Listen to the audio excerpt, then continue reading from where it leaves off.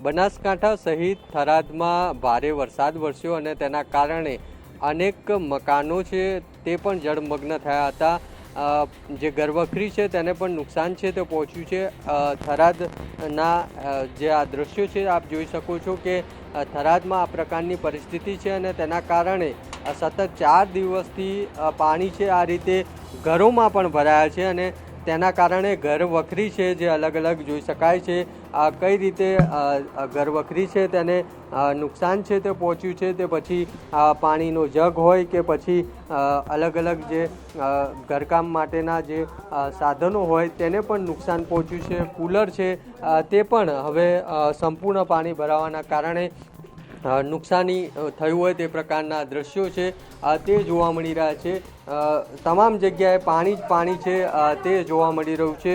આ રીતની જે તારાજીના દ્રશ્યો દેખાઈ રહ્યા છે થરાદમાં અને કઈ રીતે તમામ ઘરવખરીની જે વસ્તુઓ છે તે પછી કુકર અથવા તો જે જમવાનું બનાવવા માટે જે સાધનો ઉપયોગમાં લેવામાં આવે છે તે તમામ પાણીમાં ગરકાવ થયા હોય તે પ્રકારના દ્રશ્યો છે તે જોવા મળી રહ્યા છે। અંદર પણ પાણી છે તે ભરાયું હતું પરંતુ અત્યારે પાણી ઉતર્યું છે પરંતુ અંદર પણ તમામ વસ્તુ છે તેને નુકસાન પહોંચ્યું હોય તે પ્રકારના દ્રશ્યો છે તે જોઈ શકો છો।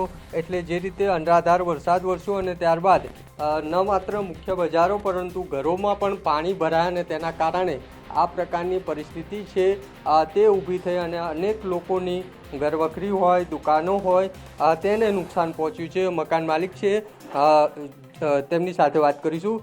કાકા કઈ રીતનું અહીંયા પાણી કેટલા દિવસથી છે અને તેના કારણે શું તકલીફ પડી? અમારે શનિવાર સાંજના મને પાણી આવ્યું રાતના ગણો 11 સાડા 11 પાણી આવ્યું અને અત્યારે બધું બગડી ગયું। હવે ધોન બધું પલળી ગયું।